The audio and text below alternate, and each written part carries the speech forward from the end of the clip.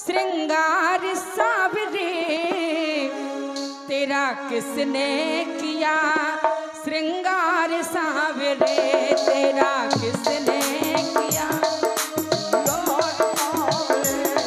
तेरा किसने किया श्रृंगार सावरे तेरा किसने किया श्रृंगार सावरे हाँ लगे दूल्हा तेरा श्रृंगार सावरे लगे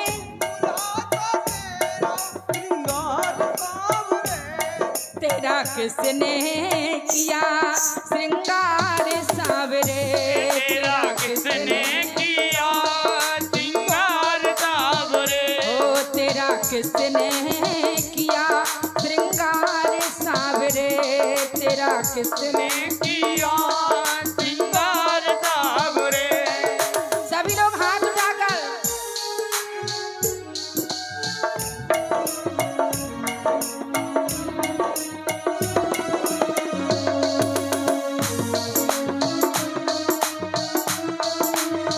और मोर मुकुट कानों में कुंडल सुंदर तिलक लगाया मोर मुकुट कानों में कुंडल इंदर तिलक लगाया माथे पर मलिया गिर चंदन केसर तिलक लगाया मस्तक पर मलिया गिर चंदन केसर तिलक लगाया और देखिए कहा जाता है जिसने भी भगवान का श्रृंगार किया हो तो वो श्रृंगार करने वाला हाथ सदैव सलामत रहे सलामत रहेगा वो हाथ सावरे सलामत रहेगा सावरे सलामत रहेगा वो हाथ सावरे सलामत रहेगा सावरे तेरा जिसने किया श्रृंगार सावरे तेरा किसने किया श्रृंगार सावरे ओ तेरा जिसने किया श्रृंगार सावरे तेरा किसने किया श्रृंगार सावरे बोल वृंदावन बिहारी लाल की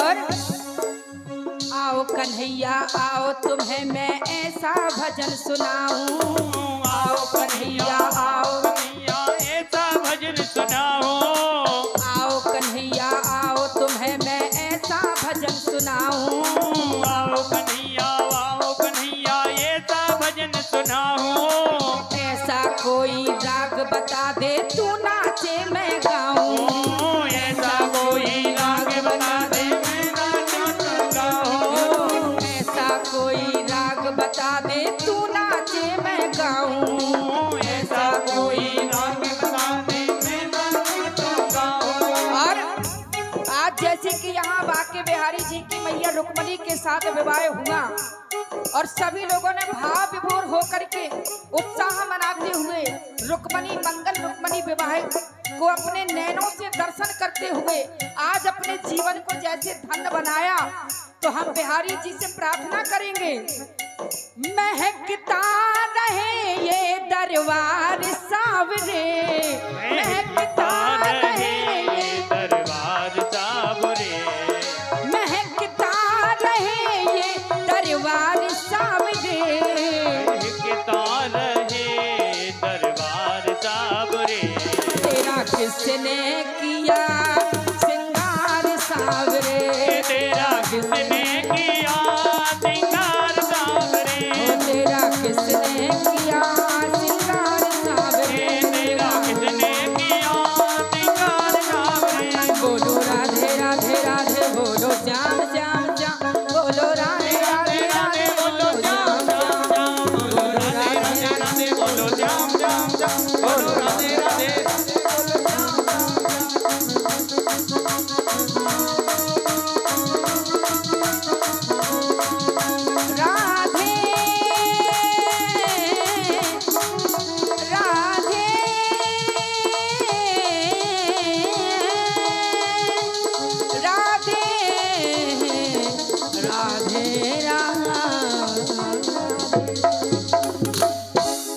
वृंदावन बिहारी लाल की, आज के आनंद की।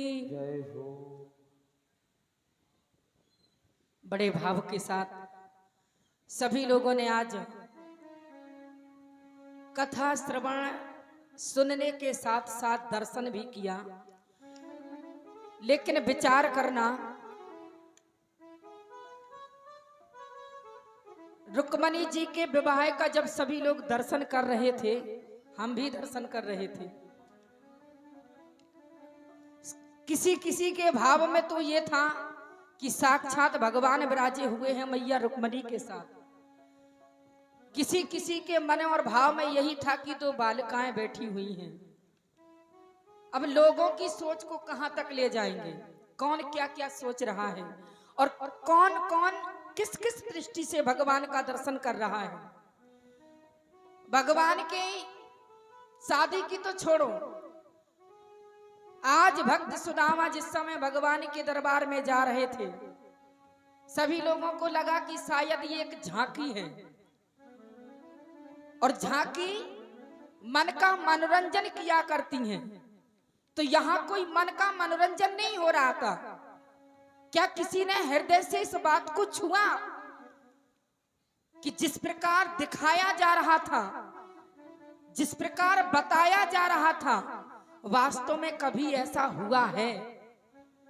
और जो इतना सोचेगा, मैंने सोचा कि कैसे गरीब ब्राह्मण सुदामा इतनी गरीबी सहने के बाद भी, जिसके घर में भोजन के लाले, लेकिन फिर भी कभी भगवान से शिकायत नहीं की, ईश्वर से शिकायत नहीं की।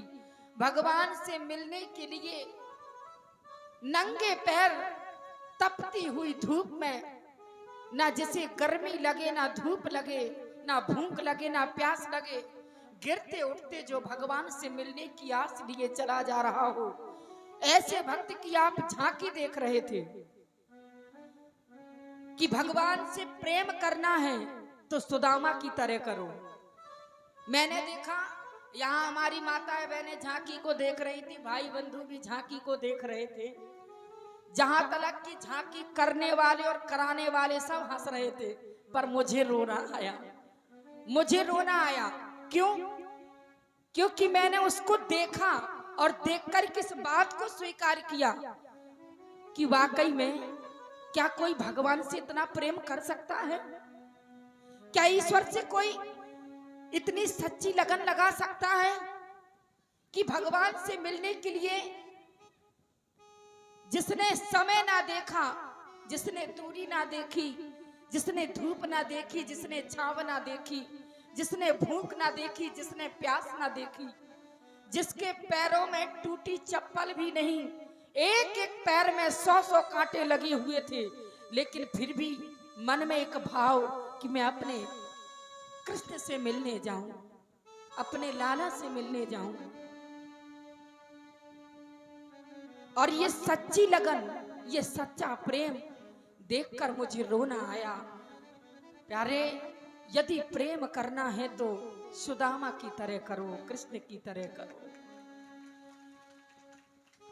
आज भी संसार में इनके प्रेम की मिसाल है, आज भी ग्रंथ इनके प्रेम के साक्षी हैं कि भगवान और सुदामा की मित्रता कैसी थी। तो आज तो आप लोगों के एक जन्मों के नहीं, अनेकों जन्मों के भाग्य उदय हो गए कि जिस कथा को सुन तो रहे थे आप लोग, लेकिन सुनते सुनते उस भाव का आपको दर्शन भी करने को मिला। ये आप सभी लोगों का परम सौभाग्य है। और देखिए, हमारे महाराज जी विराजमान हैं गद्दी पर, इनको बहुत बहुत सा धन्यवाद। आप कहेंगे किस बात के लिए, तो मैं आपको बता दूं कि हमने इस संसार में बहुत से कथा व्यास देखे, पर इनके जैसे नहीं देखे। कारण क्या है? कारण यह है कि इतनी भीषण परिस्थिति में सारा वजन इनके सर पर होने के कारण और इतनी बड़ी जिम्मेदारी निभाते निभाते जो कथा भी कह जाए ये कोई सरल बात नहीं है।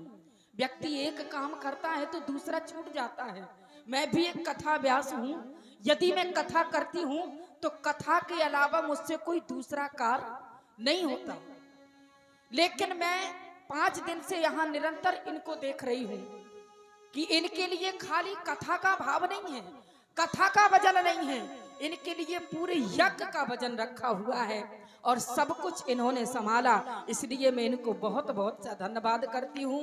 जितना समय मिला उतने समय में अपनी भागवत की कथा को सूक्ष्म रूप में लेकर भक्तों तक पहुंचाई। ऐसे परम पूज्य आदरणीय व्यास जी को मेरा बारंबार प्रणाम।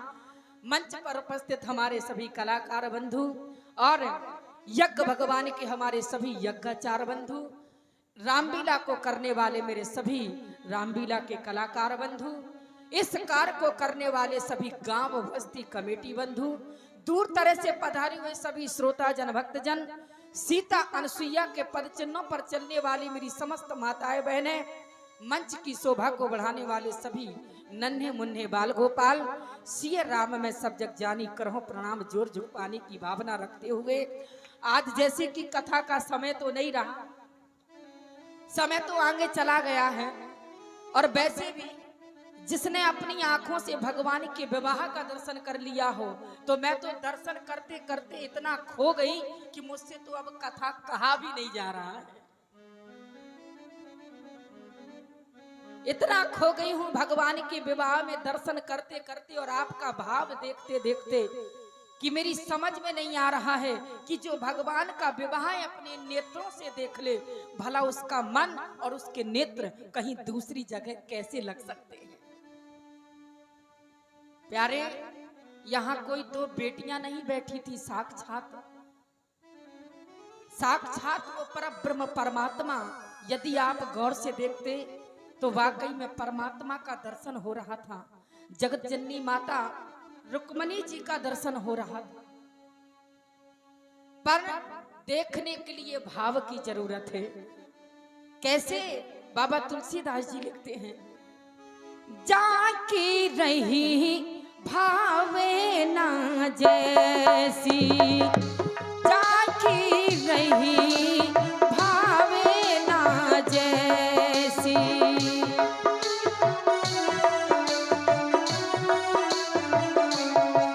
सी प्रभु मूरत देखी तेन तैसी,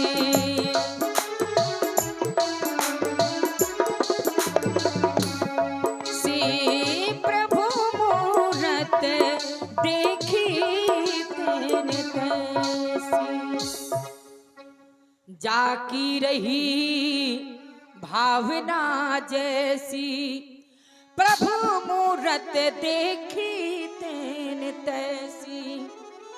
एक बड़ा सुंदर दृष्टांत मुझे याद आया।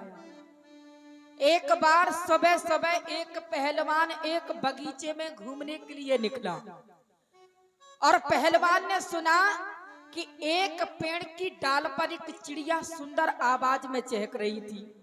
पहलवान ने सुना, गदगद हो गया, मन प्रफुल्लित हो गया, विचार करने लगा, वाह, चिड़िया भी मेरी प्रशंसा कर रही है। चिड़िया कह रही है दंड बैठक कसरत।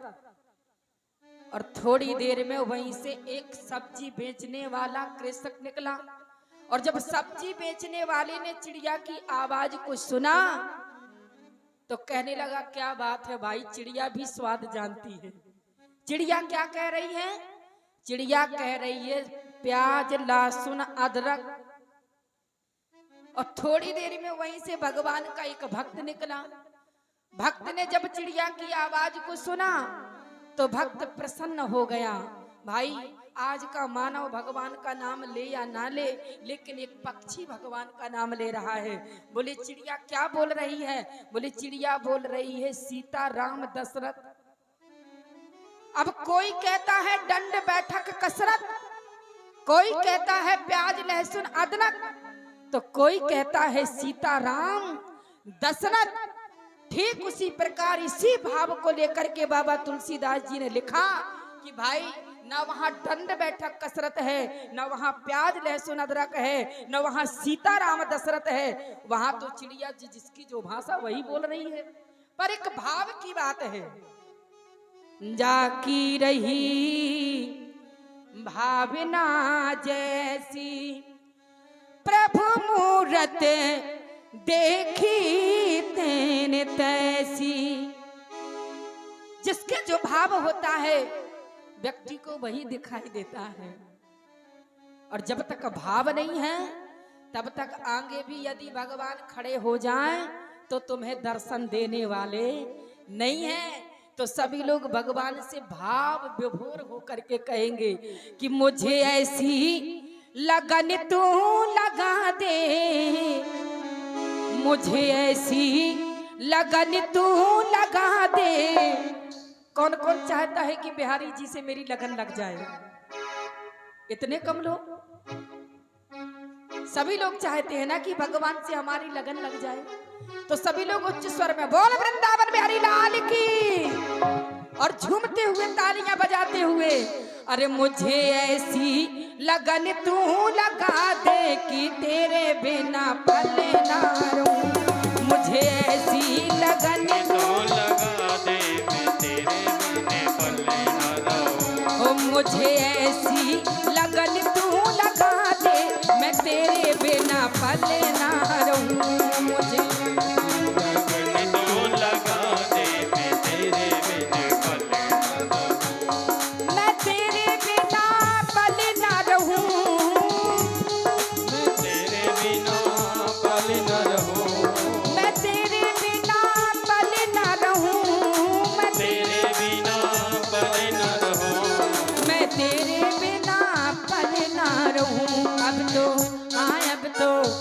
अब तो आँखों को तरस से दिखा दे मैं तेरे बिना पले ना रहूं।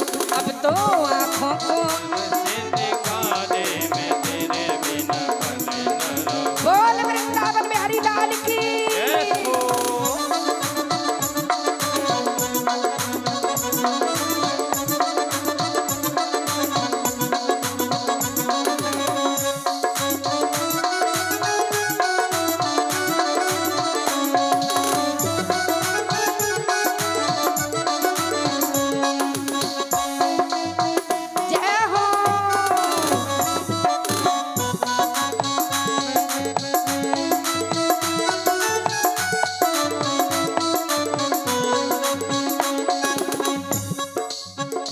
जैसे जल बिन मछली है तड़पे, तड़पू मैं खरी खरी तेरे लिए।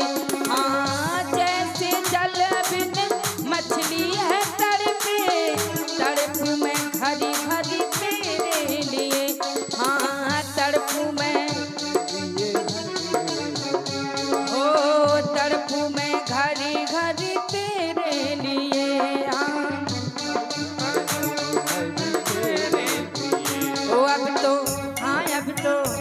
अब तो भक्ति का रंग चढ़ा दे, अब तो भक्ति का रंग चढ़ा दे मैं तेरे बिना पले ना रहूं। अब तो भक्ति का रंग तू चढ़ा दे मैं तेरे बिना पले ना रहूं। मुझे ऐसी लगन तू लगा दे मैं तेरे बिना पले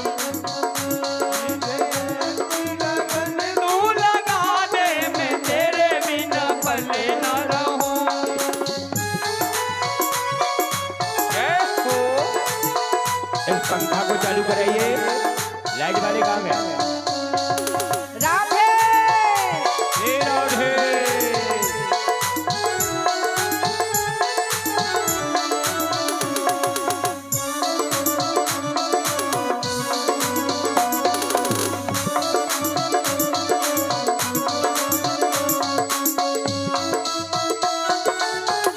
बोल वृंदावन बिहारी लाल की। जय हो।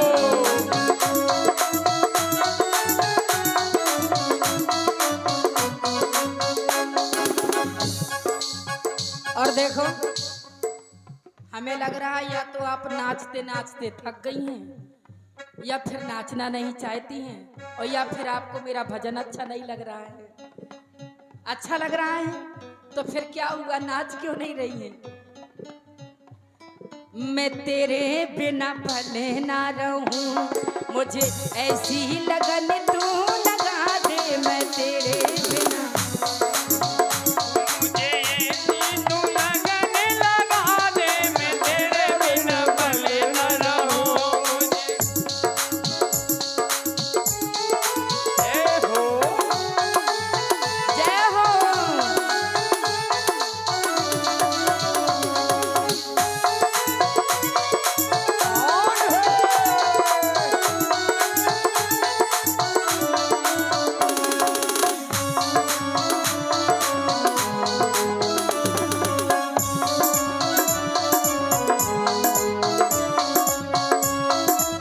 बोल वृंदावन बिहारी लाल की।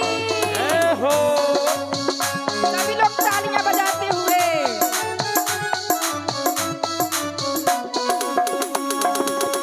और देखो, मैं तो कहती हूँ कि जो ना बजाए मेरे बिहारी जी के भजन में ताली, जो ना बजाए मेरे बिहारी जी के भजन में ताली, तो गिर जाए उसके कान की। बाली। अब याद रखना, किसी के झुमके हैं तो किसी के जाले, और सोना बड़ा महंगा है, इसलिए ताली ताली बजनी चाहिए। मैं तेरे बिना पले ना रहूं, मैं तेरे बिना पले ना रहूं, मैं तेरे बिना भले न रहूं। तो मुझे ऐसी लगन तू लगा दे, मुझे ऐसी लगन तू लगा दे। मैं तेरे बिना पले ना रहूं। मुझे ऐसी तू लगन लगा दे, मैं तेरे बिना भले न रहूं। राधे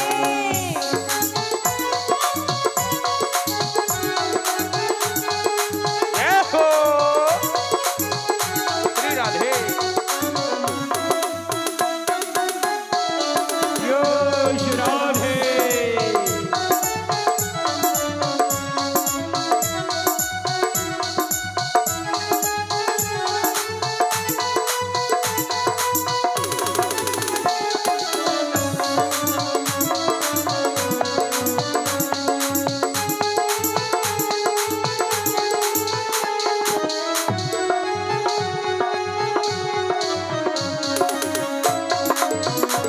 बोल वृंदावन बिहारी लाल की। जय हो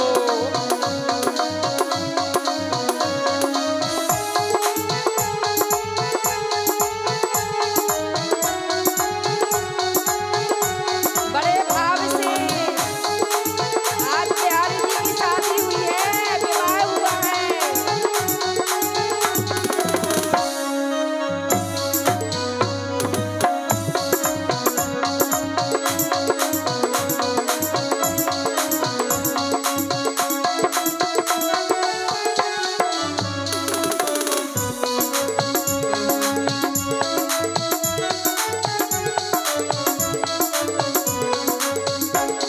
और तूने दिल को दुखाया, मैंने कुछ ना कहा, तूने बड़ा तड़पाया, मैंने कुछ ना कहा।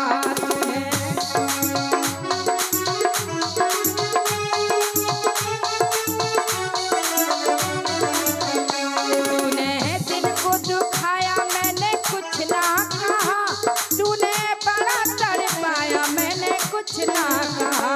तूने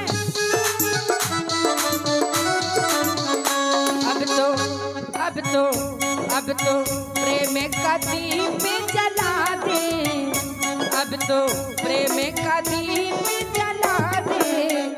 कौन कौन बिहारी जी से प्रेम करता है?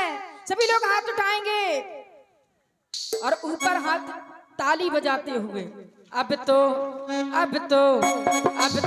प्रेम का दीप जला दे, मैं तेरे बिना पले ना रहूं।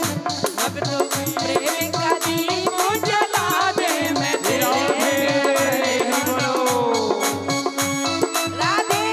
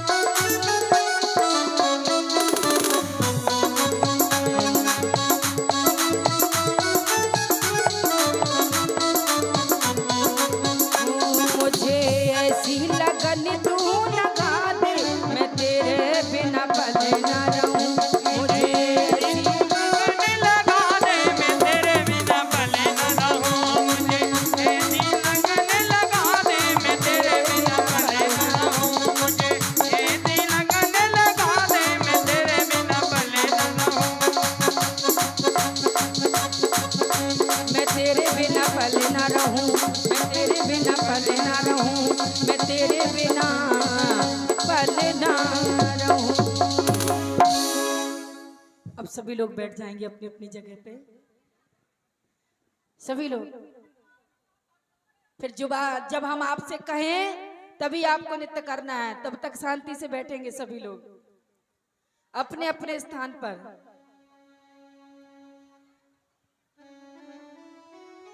आप कृपया ध्यान दें, जो बगल में भैया लोग खड़े हैं कृपया स्थान ग्रहण कर लें, क्योंकि इस बगल साइड में भी जगह पड़ी है तो वहाँ पर विराजमान हो। देखिए, कथा हमेशा बैठ कर के ही स्मरण की जाती है, चाहे जैसी परिस्थिति हो।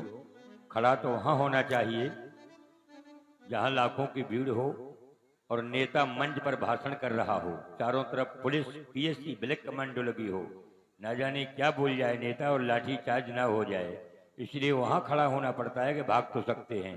ये भगवान का कथा स्थल है, प्रिय स्थल है और ये बात बिल्कुल यथार्थ सत्य है। आज बेटी ने आज एक बहुत बड़ा इतिहास कायम करके दिखा दिया। आज मुझे ऐसे लग रहा जैसे वाकई मेरी बेटी बगल में बैठी और बेटी ही है। मैं तो बेटी ही मानता हूं, क्योंकि निधि प्रिया कौशिक करके जो कथा करती हैं वो मेरी बेटी, और आज मुझको अर्पणा बेटी भी प्राप्त हुई। उसके लिए अगवानी के लिए मेरा बोध और सहर्ष मेरा आशीर्वाद उसके लिए है, क्योंकि आज मैं ही अंतःकरण में बड़ा प्रसन्नता का पूर्ण हुआ कि आज उसने मुझे पिता का दर्जा दे करके मुझे कृतार्थ कर दिया। लीजिए, उनके द्वारा जो भी श्रवण करना है तो श्रवण करें। जय श्री कृष्ण, हरि बोल। प्रेम से बोलो वृंदावन बिहारी लाल की। सभी लोग बड़े बड़े अपने अपने स्थान को ग्रहण करते हुए आइए। चंद समय में थोड़ी सी चर्चा ईश्वर की।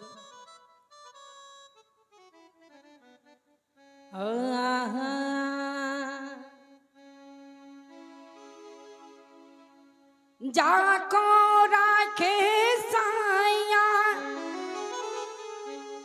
मार सके न कोई, बाल न बांका हो सके जो जग बैरी होए। प्यारे, जीवन में कितनी भी गरीबी आ जाए, कितनी भी अमीरी आ जाए, पर भगवान खिलौने हम तेरे जब चाहा खेला तोड़ दिया। जीवन में कभी किसी बात को लेकर गुरूर मत करो, घमंड मत करो। क्यों? क्योंकि यदि कभी अच्छे दिन हैं तो बुरे दिन भी आते हैं, और यदि बुरे दिन हैं तो अच्छे दिन भी आते हैं। लेकिन जो भगवान के परम भक्त होते हैं, परम लाडले, परम दुलारे होते हैं, वो भगवान से सदैव दुख मांगते हैं, सदैव दुख। कभी भगवान से सुख मांगते ही नहीं है। क्यों? क्योंकि भक्तों के मन में एक भाव होता है, प्रभु हमने देखा है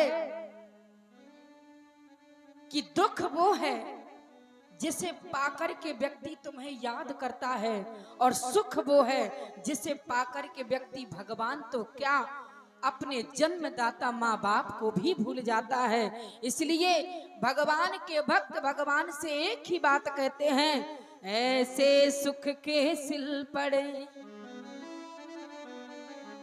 जो हरि हृदय से जाए, बलहारी व दुख की मैं जो पल पल तेरी याद लखाए। दुख में सुमरण सब करें, सुख में करे न कोई, जो सुख में सुमरण करे तो दुख काहे को। संसार में यदि भगवान ने तुम्हें संपत्ति दी है तो ये मत सोचो कि ये मेरी ही बनकर रहेगी,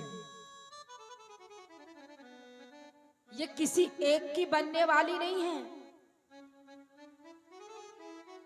रोज नित्य नए घर बदलती हैं। इसलिए संपत्ति जीवन में क्या है? क्या पैसा ही संपत्ति है? और यदि पैसा संपत्ति है तो इतना कमाने के बाद व्यक्ति उसे साथ क्यों नहीं ले जाता? फिर संपत्ति है क्या? परिवार संपत्ति है, बेटा बहू पत्नी आदि पति संपत्ति है, मित्र आदि संसार संपत्ति है। और यदि ये संपत्ति है तो जब हम मरते हैं तो इन्हें साथ क्यों नहीं ले जाते? फिर संपत्ति है क्या? प्यारे, कितना भी धन कमा लो सब यहीं पड़ा रह जाएगा, कितना भी परिवार हो सब यहीं छूट जाएगा, साथ में क्या जाएगा? कबीरा सब जग निर्धना, धनवंता नहीं कोई, धनवंता सोई जानियो, जाको राम नाम धन होए।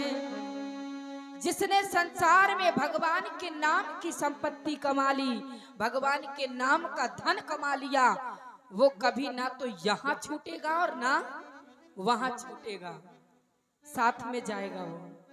तो इसलिए इस संसार को संपत्ति मत मानो। जीवन ऐसे ही चला जाता है और जब बुढ़ापा आता है, जब हम भजन करने के योग्य नहीं रह जाते, तब हम भजन करते हैं और कर पाए तो कर पाए, नहीं तो जीवन का अंत हो गया। और जब ऊपर पहुंचे, भगवान ने पूछा कि तूने मानव शरीर धारण किया और तू इस पृथ्वी पर गया, तो तूने मेरे लिए क्या किया? क्या किया मेरे लिए?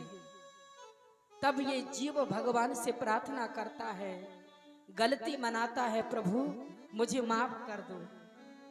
और भगवान से कहता है, ईश्वर अरे मैं कब बना संसारी, मुझे होश ना था, मैं कब बना और क्यों बना, कैसे बना संसारी, मुझे होश ना था। ये मेरा निर्मल निर्मल मन था, कोई दोष ना था, मेरा निर्मल निर्मल मन था, कोई दोष ना था।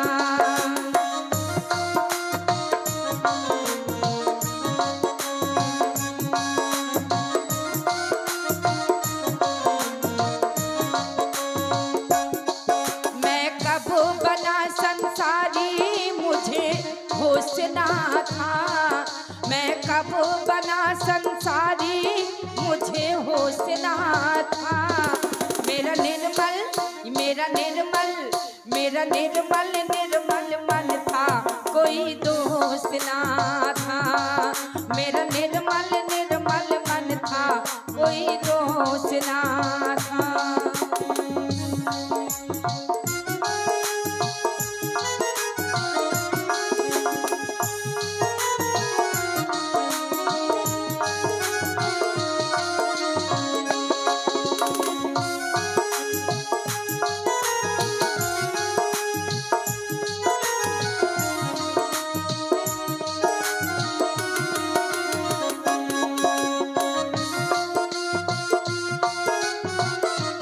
जय श्री राम।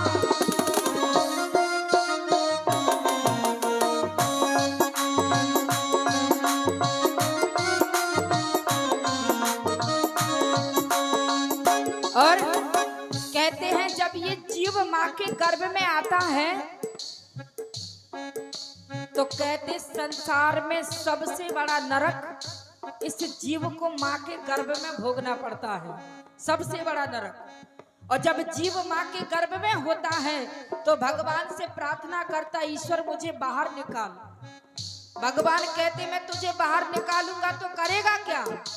मैं तेरा भजन करूंगा, मैं तेरा भजन करूंगा, रामायण पढ़ूंगा, तीर्थों में जाऊंगा, दान करूंगा। और जब पृथ्वी में गिरा तो आपने देखा बच्चा गिरते ही रोता है, कहां कहां कहां, सब भूल जाता है, कुछ भी याद नहीं है।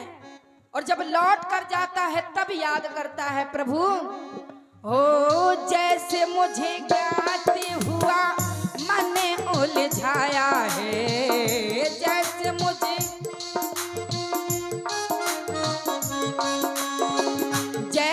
मुझे ज्ञात हुआ मन उलझाया है, जैसे मुझे ज्ञात हुआ मन उलझाया है। माया ने कैसे कैसे रंग दिखाया है, माया ने कैसे कैसे हो परम पिता को मैंने ध्यान ना लगाया है, परम पिता पर मैंने ध्यान ना लगाया है। माया में हो वादा मेरा सारा टूटा, मेरा दोस्त ना था, वादा मेरा सारा टूटा, मेरा दोस्त ना था। मेरा निर्मल मेरा निर्मल मेरा निर्मल निर्मल मन था, कोई दोष ना था।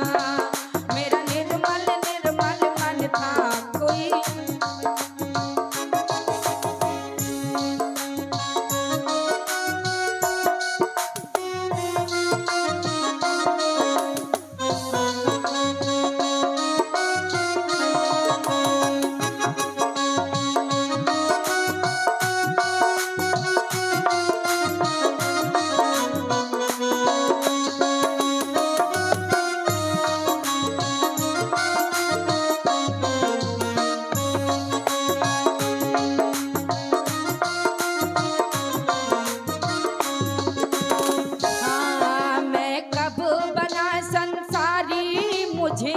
होश ना था, मैं कब बना संसारी, मुझे होश ना था। मेरा निर्मल मेरा निर्मल मेरा निर्मल निर्मल मन था, कोई दोष ना था। मेरा निर्मल निर्मल मन था, कोई दोष ना था। मेरा निर्मल निर्मल मन था, कोई दोष ना था। मेरा निर्मल निर्मल मन था, कोई दोष ना था।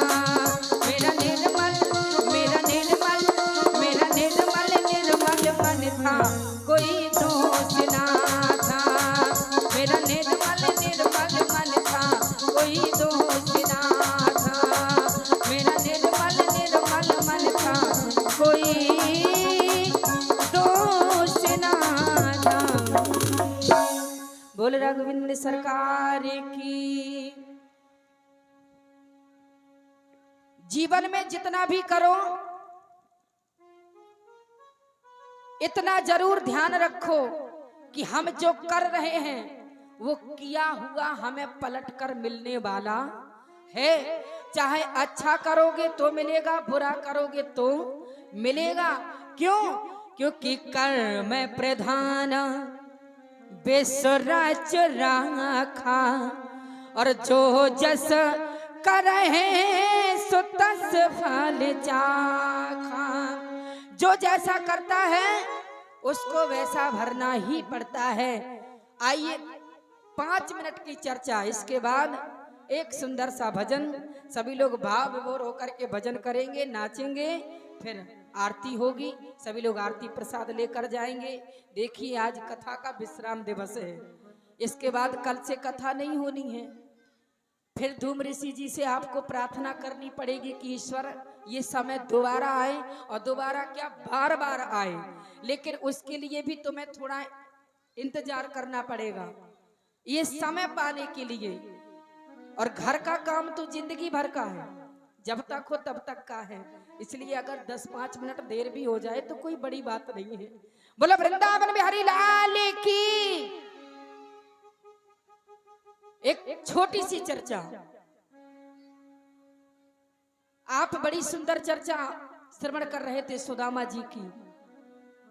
भगवान को भी कभी कभी कितने कष्ट झेलने पड़े। ऐसा नहीं कि भगवान अपने भक्तों को कष्ट देते हैं, भगवान को भी कष्ट मिलते हैं।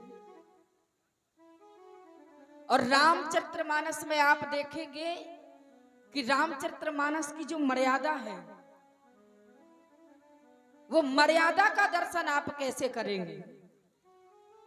राम किसके बेटे थे? सभी जानते हैं। राम जी की मां का नाम क्या था? कौशल्या। लेकिन राम जी को वनवास किसने दिया? कैकेयी ने। अच्छा, कौशल्या उनकी मां थी और वनवास कैकेयी ने दिया, फिर भी कौशल्या ने कुछ कहा तो नहीं। और आजकल की देवरानी जेठानी, आजकल की देवरानी जेठानी अगर चाचा जी फल लेकर आ जाएं और बड़ी जेठानी के बच्चे को अगर फल ही पकड़ा दे तो अंदर सब्जी का झोला फेंक दिया जाएगा, उन्हीं को दे आओ, उन्हीं को लुटा दो। ये स्थिति है। अगर माता कौशल्या भी चाहती तो कह सकती थी कि मैं भी महाराज चक्रवर्ती राजा दशरथ की पत्नी हूं, ज्येष्ठ पत्नी, इसलिए मेरा बेटा अयोध्या का पूरा ना सही तो आधे का अधिकारी है, मेरा राम क्यों वन में जाए? अगर वन में भेजना है तो भरत को भेजो। लेकिन नहीं, यही तो रामायण में लिखा गया है, यही तो रामचरितमानस में है कि यदि माता कैकेयी ने यह निर्णय कर लिया कि राम को 14 वर्ष का वनवास और भरत को राज, तो फिर किसी ने कुछ कहा तो नहीं। और एक बात और, जब राम जी वन को जाने लगे तो कहां से गए? कैकेयी के महलों से।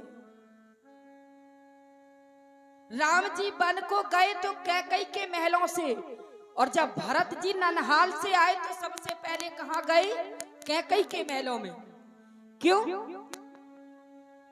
लोगों ने तो देखकर बहुत बुरा भला भी कहा भरत जी को, देखो लगता है भरत की भी अपने मां के साथ मिली हुई थी। भरत भी चाहते थे कि राम को वनवास हो जाए और अयोध्या का राज मुझे मिल जाए। प्यारे भरत, मुझ में सामर्थ्य नहीं है भरत की चर्चा करने की, क्योंकि ये 3 अक्षर का नाम है, भा, रा और ता, और तीनों अक्षरों में बड़ी विशालता है। भा माने जो भक्ति से पूर्व हो, रा माने रति जो भगवान के चरणों में अथार्थ प्रेम करता हो, ता माने त्याग जो भगवान के लिए सब कुछ त्याग कर सकता हो, उसका नाम भरत हो सकता है। और बाबा तुलसीदास जी तो लिखते हैं कि भरत नाम का अधिकारी कौन है?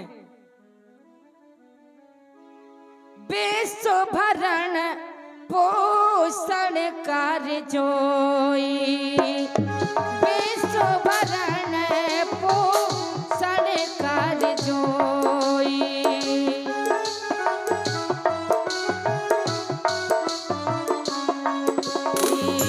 बेसो भरण पोषण कार्य जोई,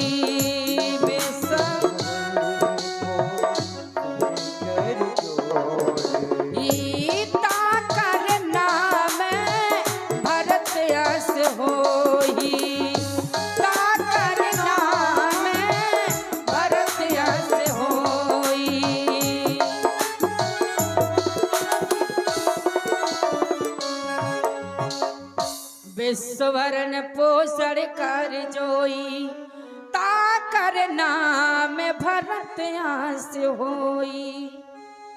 जो सारे संसार का पालन पोषण करता हो उसका नाम भरत हो सकता है। और आजकल लोग बड़े भाव से, बड़े चाव से रख लेते हैं नाम भरत और राम, पर वह धन्य है वो भरत। कौन सा भरत? अयोध्या वाले भरत, जिन्होंने राम जी के लिए महाराज दशरथ के राजपाट को फुटबॉल की तरह उछाला, लेकिन राज नहीं किया। राम जी चाहते थे कि भरत राजा बने, भरत जी चाहते थे कि राम राजा बने। और धन्य है वो भरत जी कि राम की प्रतीक्षा में 14 वर्ष तक खड़ाऊं को सिंहासन पर रखा, लेकिन स्वयं राजा नहीं बने। और आजकल के भाई भरत और राम नाम रख लेंगे और एक बीता जमानत में, एक बीता जमीन यदि ज्यादा हो जाए ना हिस्सा बांट करने में, तो एक बित्ता जमीन में भी लोग थाना अदालत कर देते हैं और नाम भरत और राम रखते हैं। कथाएं राम और भरत की सुनते हैं। क्यों? आप लोग कथाएं सुनते हैं तो ज्यादा ना सही, कम से कम थोड़ा तो जीवन में उतारो। भरत जी जिस समय ननहाल से आए, अयोध्या के नर नारियों ने देख करके दरवाजा बंद कर दिया। देखो अब आगे भरत को, अरे ये वही भरत है जिसके कारण हमारे राघवेंद्र सरकार 14 वर्ष वनवास के लिए चले गए। इन आंखों ने राम को राजा बनता हुआ नहीं देख पाए। धिक्कार है भरत, तुझे धिक्कार है, हमारी आंखें तेरा दर्शन नहीं करना चाहती। आज अयोध्या के नर नारियों ने भैया भरत को देख करके अपने अपने दरवाजे बंद कर दिए। लेकिन जिस समय भरत जी अपने महलों के समीप आए तो धन्य है वो कैकेयी। आप अयोध्या की दुर्दशा देखेंगे, कितना उल्टा हो रहा है।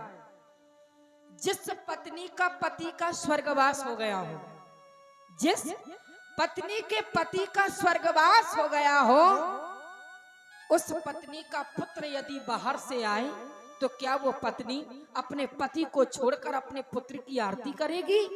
लेकिन रामचरितमानस में लिखा है, महाराज चक्रवर्ती राजा दशरथ का शव कैकेयी गोद में रखकर बैठी हुई थी। लेकिन जिस समय भरत जी का आगमन हुआ तो सज आरती मुदित ओठे धाई, द्वार ही भेंट भवन ले आई। अब विचार करो, जिसका पति मृतक रखा हो और पुत्र को देखा कि मेरा बेटा आया है तो सज आरती, आरती सजाई, भरत से मिलने गई और द्वार पर भेंट करके अंदर लाई। पर मेरे भरत का दोष नहीं है। भरत माता कैकेयी के महल में क्यों आए? लोगों को लगा देखो भरत को, माता कौशल्या के महलों में नहीं गए, माता सुमित्रा के महलों में नहीं गए, कैकेयी के महल में क्यों चले गए? लगता है कैकेयी से मिला हुआ था भरत। लेकिन भैया भरत कैकेयी के महलों में क्यों गए? इसका एक कारण था। कौन सा कारण? भरत जी जानते थे कि मेरे पिताजी तीनों माताओं में से सबसे अधिक प्रेम माता कैकेयी से करते हैं, इसलिए वो ज्यादा समय माता कैकेयी के भवन में व्यतीत करते हैं। और मेरे प्रभु श्री राम तीनों माताओं में से ज्यादा सबसे अधिक प्रेम माता कैकेयी को करते हैं, तो राम भी ज्यादा समय माता कैकेयी के पास व्यतीत करते थे। भरत के मन में ये लगा कि यदि मैं माता कैकेयी के महलों में जाऊंगा तो मुझे राम, लक्ष्मण, सीता और मेरे पिताजी का दर्शन एक साथ हो जाएगा। इसलिए भरत सीधा माता कैकेयी के महलों में आए। लेकिन जिस समय मैया कैकेयी भेंट करके भरत को अंदर लेकर गई, भैया भरत ने देखा कि महलों में कोहराम छाया हुआ है। दीवार चीख चीख कर कहती है, भरत तू जिसको देखने यहाँ आया है अब वो वहां नहीं रहा, तेरे पिता यहाँ नहीं रहे, तेरा भाई राम यहाँ नहीं रहा।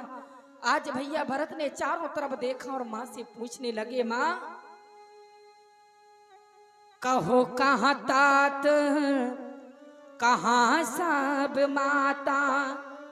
मैया मेरे पिताजी दिखाई नहीं दे रहे हैं, मेरे बड़े भैया राम दिखाई नहीं दे रहे हैं और मेरी अन्य माताएं दिखाई नहीं दे रही हैं। कहो कहाँ तात, कहाँ सब माता? कहाँ सिया राम लखन प्रिय भ्राता? माँ ना मेरे बड़े भैया राम दिखाई दे रहे हैं, ना मेरे पिताजी दिखाई दे रहे हैं। ये पूरा अयोध्या खाली क्यों लग रहा है? कारण क्या है? कैकेयी कहने लगी, बेटा थोड़ा धैर्य धर, जलपान कर ले, तुझे सब कुछ बता दूंगी। भरत ने कहा, मैया जब तक पिता के दर्शन नहीं कर लेता मुझे कुछ भी अच्छा नहीं लगता। कृपा करके मुझे मेरे परिवार को बताइए कि सब लोग कहाँ हैं। तो कैकेयी क्या बोली, बेटा भरत तात बात में सकल सवारी, भई मंथरा साहे बिचारी। बेटा मैंने एक आयोजन रचा है, उसमें मेरी सहायता मेरी मंथरा ने की है। कौन सा आयोजन? पर बेटा सारा काम तो ठीक से हो गया, पर एक छोटा सा काम बिगड़ गया।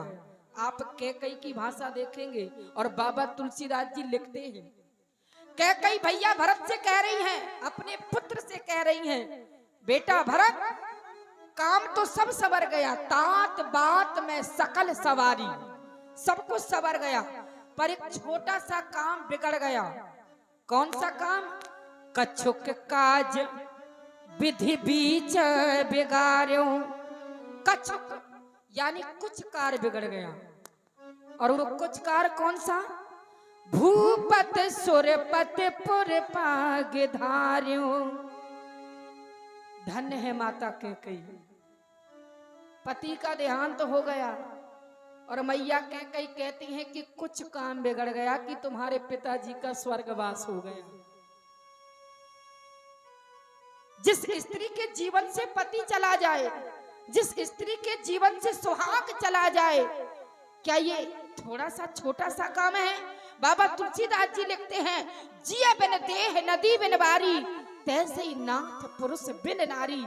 बिना पुरुष की स्त्री का जीवन बेकार है। और माता कैकई कहती है, भरत, कछुक काज विधि बीच बिगाड़ो, भूपत सुरपत पुरपग धार्यो। तेरे पिताजी का स्वर्गवास हो गया, बस इतना सा काम बिगड़ गया, बकाया तात बात में सकल सवारी, और सब कुछ सवर गया।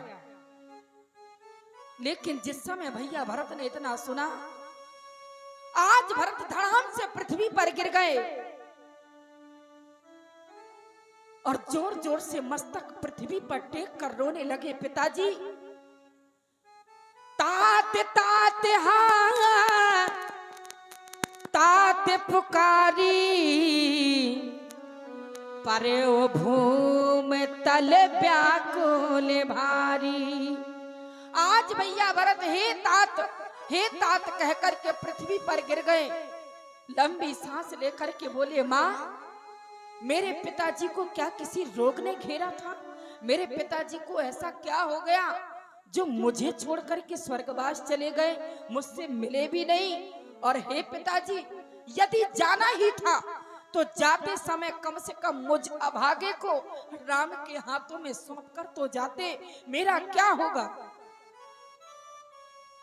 आज कैकई ने भरत को उठाया, बेटा शांति धारण करो,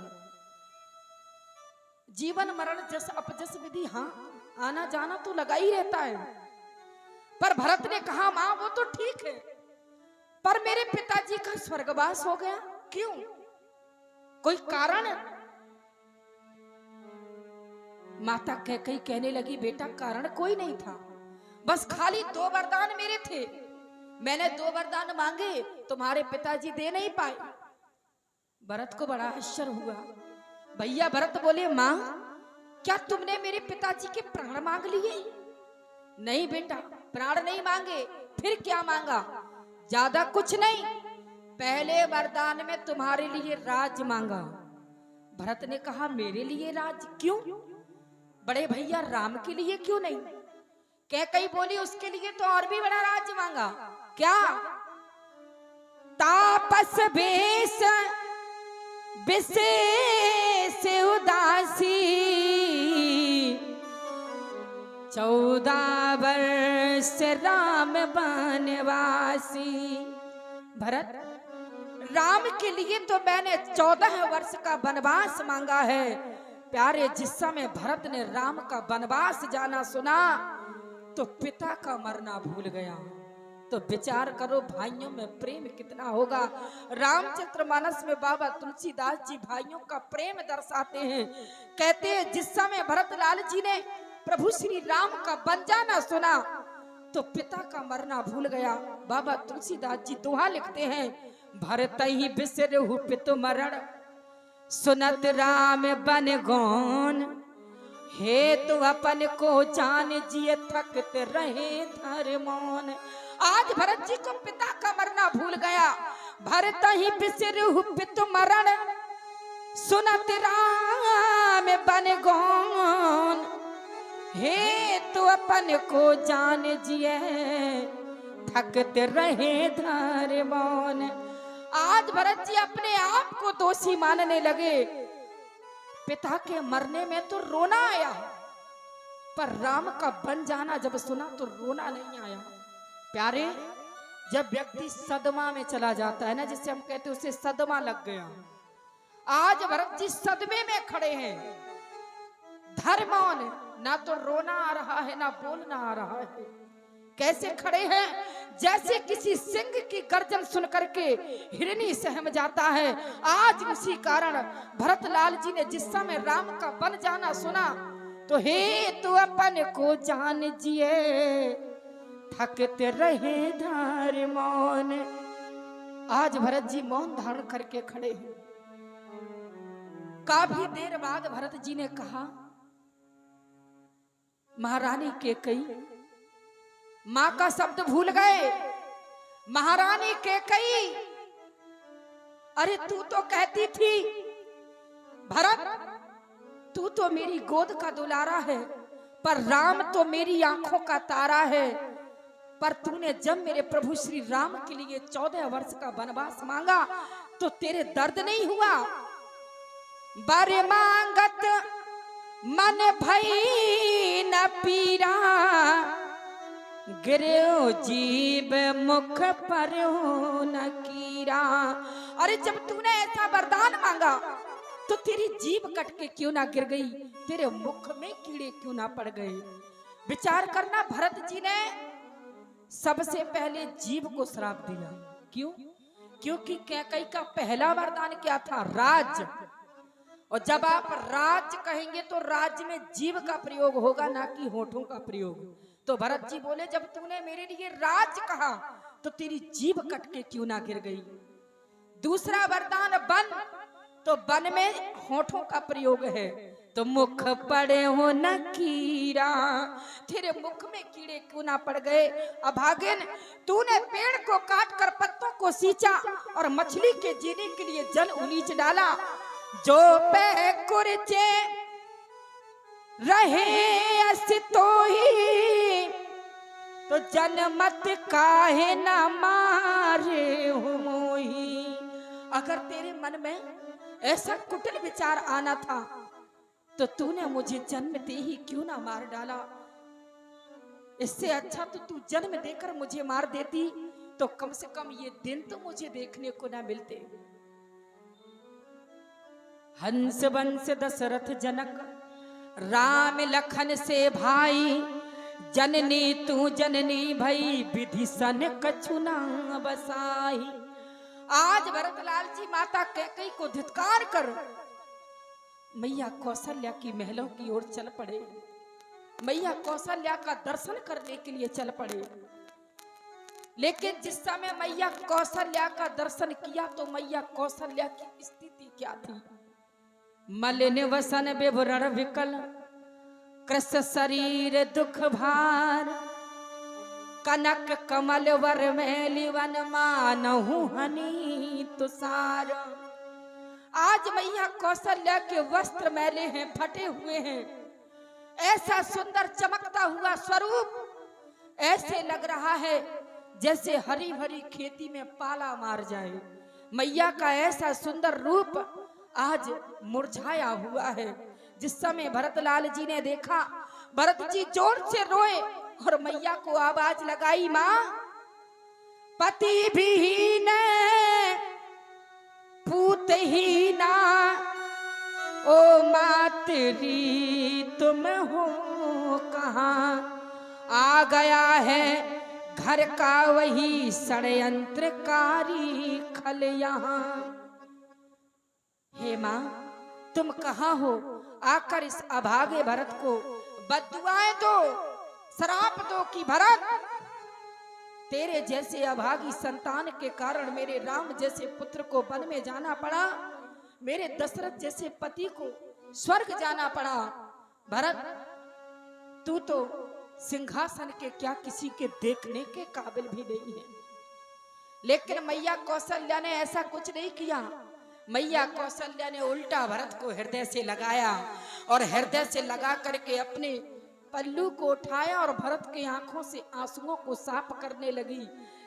माता भरत गोद